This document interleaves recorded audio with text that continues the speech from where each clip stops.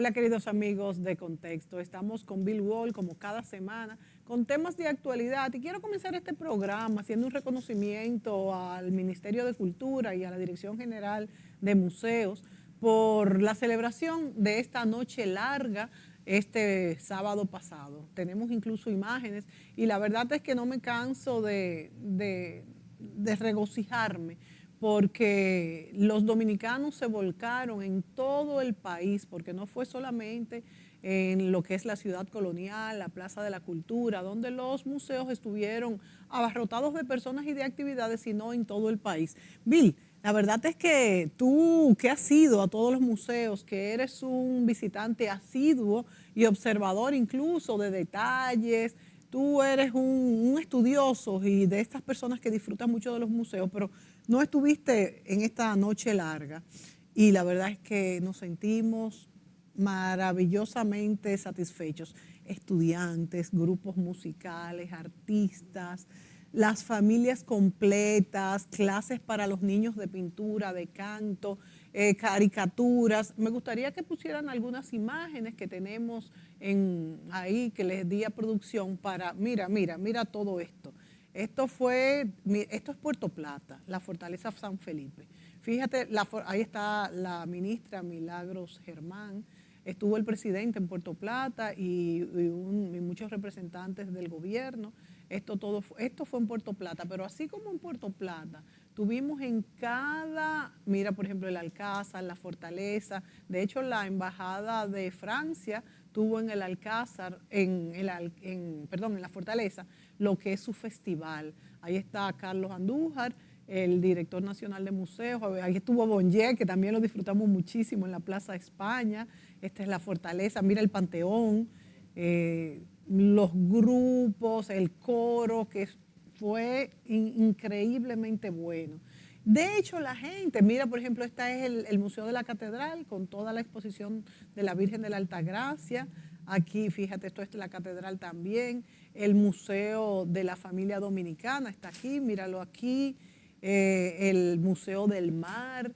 La verdad es que fue algo increíble. Y lo que más me llamó la atención, y quedaba yo, bueno, pues asombrada, de que las filas eran ininterrumpidas.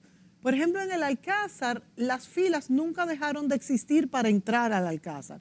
En el Museo del Mar también tuvimos más de 3.000 personas. En la Fortaleza, y la verdad es que eso demuestra que estamos ávidos de este tipo de actividades y que a las personas sí les gustan los museos y más cuando se combinan con actividades culturales, lúdicas, maravilloso.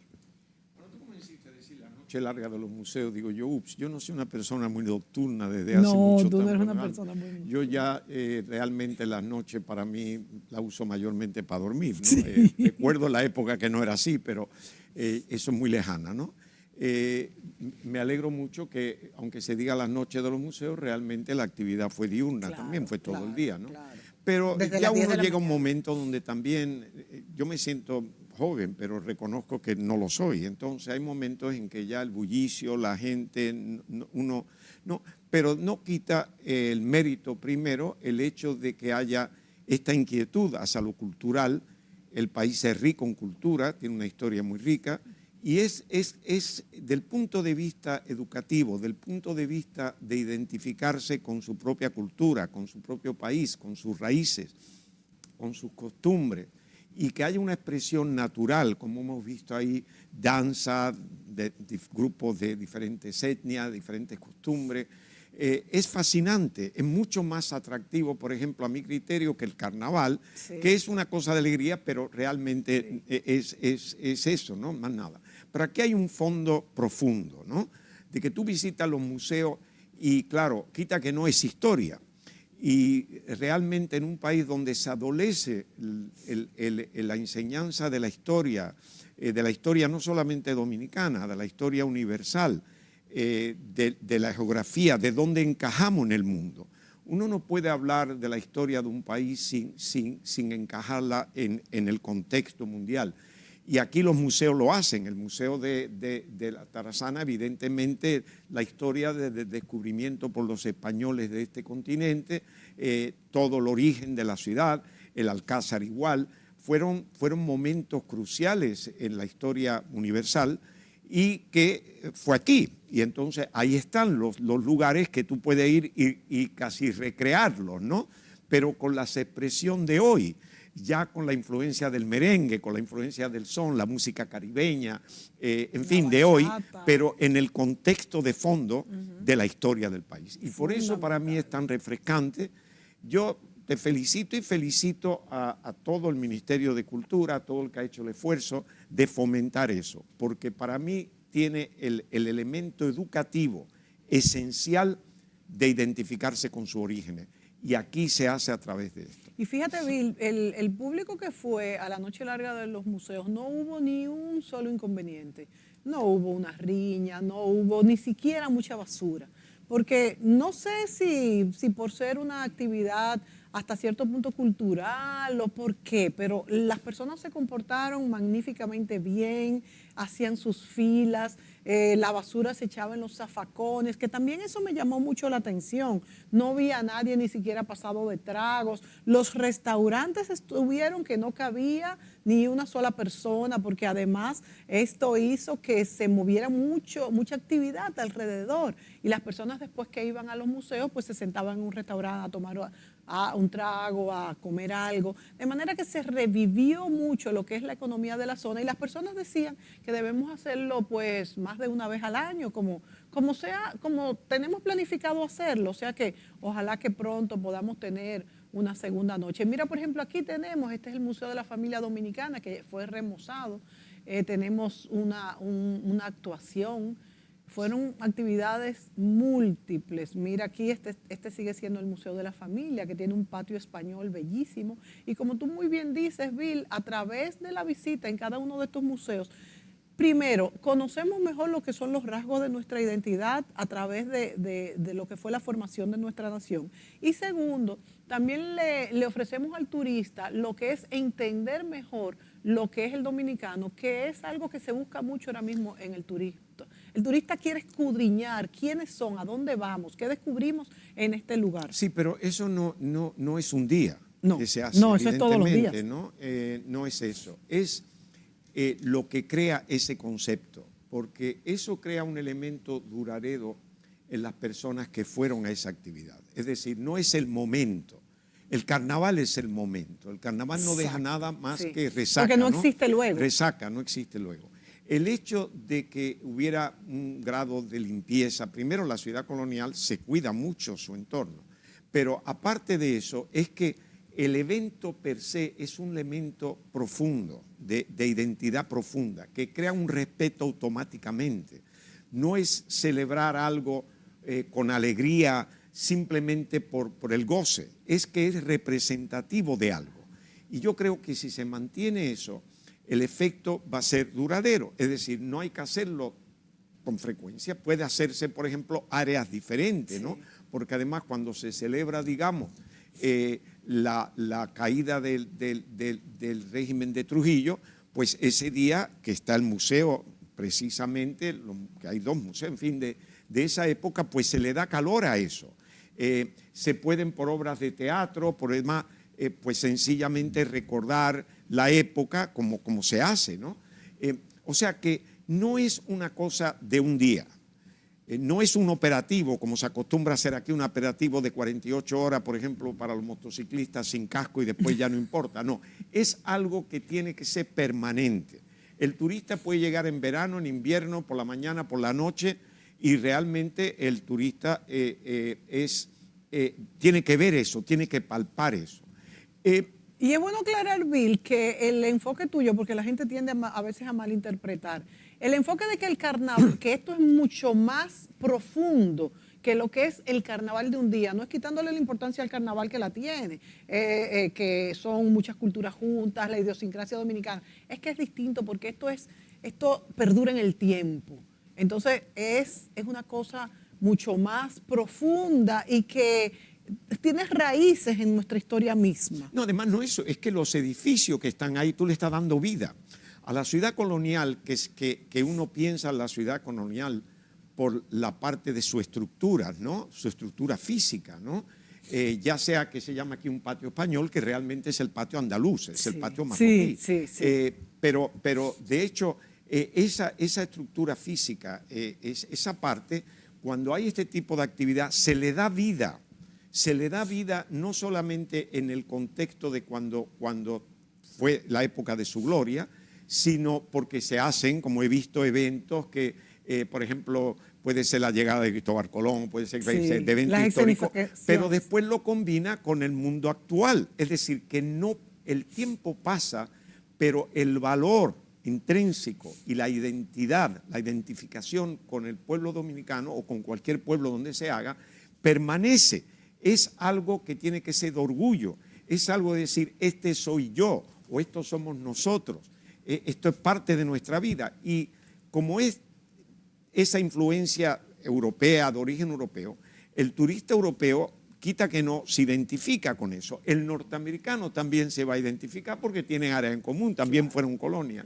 En fin, hay puntos de coincidencias y hay esto atrae. Entonces ven un punto interesante porque fue el origen aquí, y ven el punto interesante y también ven la evolución de esa sociedad y cómo esta sociedad le da valor a su identidad, que es eso. Entonces quiere decir que cuanto más apreciemos eso y en las cosas sutiles, como tú dijiste, el comportamiento de la gente, la limpieza, que es parte del comportamiento. Tú sabes, Bill, que el buen uso de los espacios públicos, y siempre he dicho que educa más hasta que una lección en un colegio, porque el comportarnos bien en un espacio público, disfrutarlo, aprender, sentirlo, un espacio como este que es de la ciudad colonial, nos da como una sensibilidad y un aprender lo que es la identidad y de la memoria colectiva, que es importante. No, pero es que eso es obvio, es que ya se pasó la educación.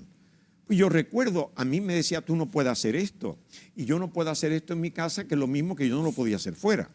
Y que fuera había que tener un comportamiento igual acá. Hoy lo que pasa es que queremos diferenciar. No, es que si tú tienes una educación, la educación es para utilizarlo dentro del hogar y fuera. El concepto de basura es que no voy a botar basura en mi casa o en mi vehículo y fuera sí, o fuera no. Es el concepto de esto. Es decir, tiene que tener orgullo, tiene que darle valor a tu entorno, porque te lo das a ti mismo. Claro. El valor tuyo es el valor de tu alrededor. Si yo voy a una casa ajena, aunque yo soy hombre a fin de cuentas y no soy tan detallista como son las mujeres, porque las mujeres se fijan en todos los detalles, el hombre es más bien un generalista. Por eso cuando una mujer, la esposa de uno, que me dice, ¿qué te parecen estos aretes? Y se ponen otro, ¿y esto qué te parece? Y yo digo, me parecen bien porque yo no tengo. Sí. La mujer distingue los detalles, el hombre es el conjunto por lo regular. Entonces, yo te puedo decir que yo llego a un hogar y sí me veo si hay un ente de organización. No me fijo en los detalles de decoración, obviamente, porque no estoy en el gremio. Pero sí me fijo la organización, la limpieza, el orden, ¿verdad? Eso se siente. Eso se siente. Si yo me entro en un vehículo ajeno y lo veo lleno de botellas de agua vacía y papeles en los asientos, pues me llama la atención. Yo en mi vehículo está íntegro, ahí no íntegro. Y donde vivo igual.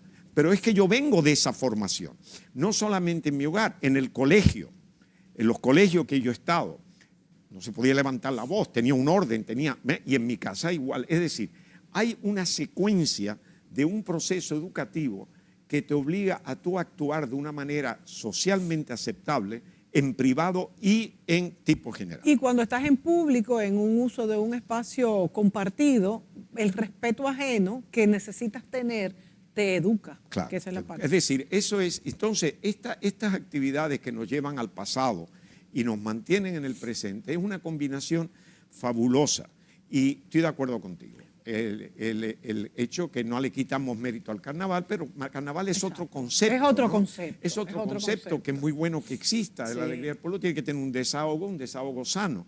Esto es más profundo. Definitivamente. Y yo lo felicito, creo que es lo que hay que hacer. Me gustaría que los colegios siguieran este mismo concepto del sistema educativo, de que no se pueden tener ciudadanos orgullosos de su país si no se forman a nivel escolar. Y tienen que conocer, lo mismo que tienen que conocer la familia.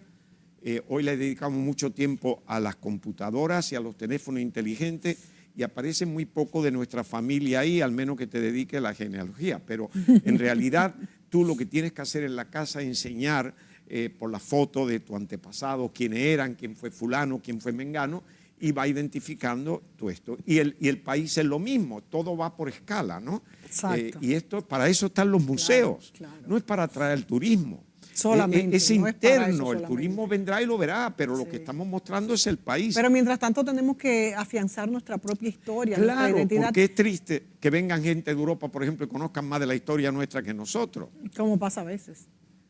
Bueno, Bill, vámonos a la economía y vamos a ver qué está pasando esta semana, cómo está el precio del petróleo. He escuchado mucha gente hablando del alza que ha tenido en la tarifa eléctrica. De hecho, he oído personas que le ha aumentado hasta el doble.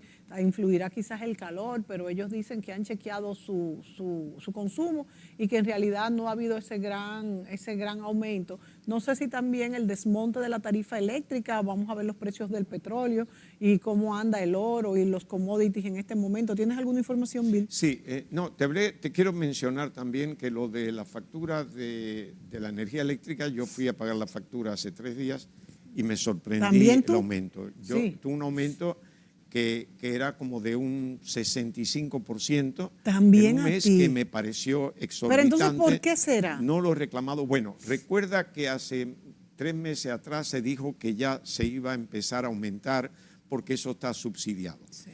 Pero la cuestión es que cómo se está aumentando. El problema no es que se aumente y no se aumente, es de qué manera. En el programa pasado se tocó el tema de los cambios y lo delicado y lo problemático era un cambio brusco, un cambio sin permitir que se pueda asimilar el efecto del cambio. Y aquí estamos viendo, por un lado, que el gobierno subsidia el consumo de combustible, ¿verdad? Y aquí el parte energético, que es también combustible, se está sincerizando, pero señores, había hablado que subiría el kilovatio de una manera gradual, pero es que en 3 meses no se puede de ninguna manera subir lo que sube. Además, ¿qué hogar aguanta un 65% de aumento de la tarifa eléctrica? Volvamos al mismo problema. Cuando se toman medidas que hay que tomar drásticas, tenemos que entender los efectos que eso tiene a todos los niveles. No podemos concentrarnos en lo que hay que hacer y hacerlo. Tenemos que pensar en qué efecto va a tener en los diferentes estratos que hay, sociales y demás. Si tenemos un problema de inflación, como tenemos, donde los salarios se han aumentado y aún así no son suficientes, si por otro lado estamos subsidiando un costo elevadísimo, el combustible, y aún así la gente sigue gastando bastante combustible, entonces estamos subsidiando el gasto de un producto que no producimos. Entonces es un círculo vicioso. Está bien que tengas que subsidiar de manera que las personas más necesitadas no dejen de tener los productos y los artículos, sea transporte, o sea, para poder subsistir. Pero no podemos subsidiar el exceso de consumo. Y esos vehículos de 8 cilindros que gastan material, que siguen llegando y toda esa cuestión, tenemos que pensar qué es lo que estamos subsidiando. El petróleo hoy de Texas está en 118.75 esta mañana el barril. Había bajado, vuelve a subir. El Brent está en 121 el barril. Quiere decir que volvemos a subir. Esto entrega agosto. Señores, si por un lado subsidiar el transporte para que la gente pasee, yo entiendo que el transporte colectivo tiene que ser subsidiado. Sí. El transporte colectivo. El otro transporte hay que medir, ¿verdad? Que si, por ejemplo, nosotros subsidiamos para irnos los fines de semana largos por todo el país a gastar combustible, pues realmente nos quejamos de la situación económica, pero no estamos haciendo nada para tratar de reducir el consumo. Cuando se subsidia algo, se le quita el incentivo a la reducción del consumo. La sociedad tiene que estar dispuesta, cada uno de nosotros, a cierto grado de sacrificio, porque la situación está difícil, si no al final lo vamos a tener que pagar. Es decir, es algo que tenemos que pensar. El petróleo va a seguir muy volátil. Va a seguir subiendo el G7, Wow, pero ya hasta que se cuándo reunió va, recientemente. exacto. Están hablando de una manera porque Rusia puede muy bien cortar el suministro de la noche a la mañana a Europa. Rusia está gastando, está teniendo más ingresos como producto del petróleo que está vendiendo ahora, que lo está vendiendo a un descuento enorme, pero lo está vendiendo mayormente a China, a la India, y está ganando dinero, con lo cual está financiando la guerra en Ucrania. Entonces, ahora mismo Europa está diciendo, bueno, nosotros podemos con los rusos comprarle el petróleo a un descuento también, ponerle un valor inferior. Pero eso es todo un problema porque Europa, particularmente países como Polonia, Alemania, etcétera, tienen que, no solamente en el petróleo, sino en el gas natural, la industria y la energía dependen mucho del gas natural. Entonces, tienen que reponer inventarios suficientes para enfrentar el invierno, donde no solamente la industria, sino los hogares, la calefacción, que es esencial. Nosotros podemos vivir sin aire acondicionado, sí, pero ellos no pueden vivir en ese clima sin calefacción. Es decir, eso es algo que va a impactar. Entonces, si pueden tener eso bien y si no lo pueden tener, va a ser muy difícil para Europa. Quiere decir que los europeos en América del Norte están haciendo que se utilicen menos los vehículos, pero lo hacen las propias gente, se dan cuenta que tienen que tener eso. Los vehículos en Europa, y que yo he visto vehículos, por ejemplo, en Canadá, también son, quitando las camionetas, son vehículos de más consumo, más pequeños que lo que tenemos aquí. El sistema por mucho que haga el gobierno en mejorar el sistema colectivo de transporte, eso es un proyecto a largo plazo, mediano largo plazo. Es decir, que el beneficio no se ve más adelante, la población sigue creciendo, las ciudades se siguen expandiendo. Los colegios, por ejemplo, deberían de tener autobuses, tanto privados como públicos. Exacto. Eso debería ser una iniciativa que el gobierno la promueva. No puede obligar, pero sí la promoción de sería, pero fíjate también, que no hay clases abiertas y el tránsito por la mañana está mejorado. Bien, pero no es solamente el gobierno, es que en la democracia no es el gobierno. No. En la democracia los ciudadanos hacen los esfuerzos por mejorar, no se le puede dejar al gobierno. Pero en nuestro país estamos muy poco dados al transporte colectivo, que debería ser todo lo contrario, quizás por lo deficiente que ha sido, no digo lo contrario, pero sí, quizás sí hay un impulso y se ve. Todos nos abocamos a eso. Yo siempre he sido, tú misma lo has dicho aquí, Bill, de que debemos de, por ejemplo, si vamos a llevar a los niños al colegio, pongámonos todos de acuerdo y que solo vaya un carro.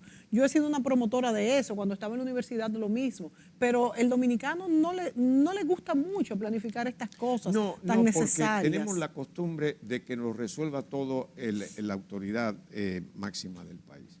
No estamos dispuestos a tomar iniciativa propia. Entonces, tenemos que tomar iniciativas, tenemos que ser conscientes. Las democracias crean más obligaciones que derechos. El derecho como ciudadano lo tienen aún en la dictadura, aunque sea limitado, pero lo tienen. Pero en la democracia tiene uno que participar activamente en resolver muchos problemas. Y las personas no leen la democracia desde ese punto de vista. No. Se creen que la democracia es que tú puedes hacer lo que tú quieras. No, tú tienes unos deberes con la sociedad. Claro, por ejemplo. Y eso no se asimila. No se hace. Por ejemplo, vamos a ver, hay una ley sobre la contaminación sonora.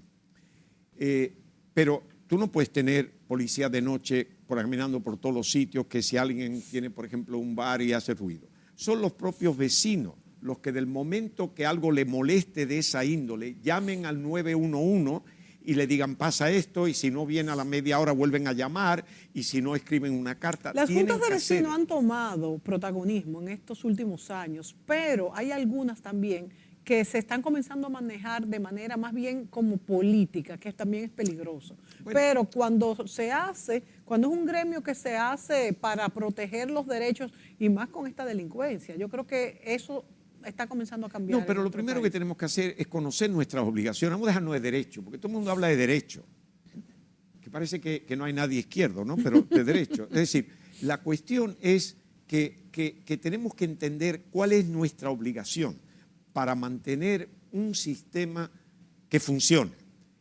Primero tenemos que empezar por el respeto, ¿verdad? Respeto al otro. Que nosotros tenemos que tener al otro y que nosotros esperamos que el otro tenga con uno. El respeto es eso. Por ejemplo, si yo voy bajando una calle, como me ha pasado muchas veces, y veo un vehículo en dirección contraria, mi esposa se queja mucho porque dice, no, yo entonces le pongo la luz y tal, y cuando voy a pasar la luz, mire que es una dirección. Puede ser que se haya equivocado, pero aquí el 90%... Bueno, pero si se equivocó también es bueno que lo sepa. No, tiene que saberlo porque puede crear un accidente. Pero bueno, es casi imperdonable porque al menos que no haya señal, y yo entiendo que a veces la señalización no es la más mejor, pero bueno, o puede estar distraído, pero se le indica. Mi esposa dice, no hagas eso y te pueden sacar una pistola. Bueno, pero es que puede crear un accidente. Entonces, pero muchos lo hacen intencionalmente. Sí, muchos lo hacen. ¿Por qué? Porque lo hacen. Porque hay democracia. El hecho de democracia. Pero yo siempre voy a estar haciendo las luces y voy a asumir que no lo sabe. Entonces, lo tengo que hacer. Y después salgo, ya me desahogo, ya hago un bien. Mi mujer dice, pero ese se ve que lo sabía. No importa, yo le estoy indicando que yo sé que él está mal. Si cada uno hacemos eso, llega el momento que la gente estará consciente. Pero si yo lo dejo pasar sin señal, primero estoy cometiendo el error de decir, este hombre se ha equivocado y puede llegar a una esquina donde no lo esperen aparecer y va a tener un accidente. Eso es lo primero. Pero no pensamos en eso, porque yo sigo mi camino, mi idea es dónde voy, a mí no me importa que el otro vaya en bicicleta por encima de la acera, por debajo del piso. Eso es lo que no entendemos, porque eso es tener un esfuerzo, eso es casi tener que estar atento a muchas cosas, pero es que estamos atentos a las cosas, porque vemos las motocicletas cruzando, lo otro aquí, y evidentemente si cada uno no solamente estamos atentos a ello, sino que uno no haga lo mismo, porque a veces sin darnos cuenta a veces hacemos se lo critican mismo, cosas porque que decimos se si no lo hago, hacen. de este tipo de cosas. Entonces quiere decir que nosotros dejamos que la autoridad lo haga y después nos quejamos porque las autoridades, aunque tengan toda la capacidad del mundo, es imposible hacerlo porque no puede haber un policía en cada esquina. Es decir, estemos claros, ¿estamos dispuestos o no estamos dispuestos a nosotros activamente actuar en el bien común y no en el bien individual? Tú sabes que esa es una encuesta que deberíamos de hacer. ¿Está usted dispuesto a actuar vigilante por el bien común y no solamente el propio? Esa es una pregunta interesante, a ver cuál es la... No, pero tú sabes que mucha gente dice sí, pero después todo el mundo hace lo mismo y yo tengo que hacerlo. Es verdad, yo creo que van a decir que eso, sí. Eso sí, porque todo el mundo... Pero por lo menos se llama al No, sí, se puede hacer, pero bueno. Nos tenemos que ir a la pausa, Bill. Vámonos a la pausa y volvemos con otro tema.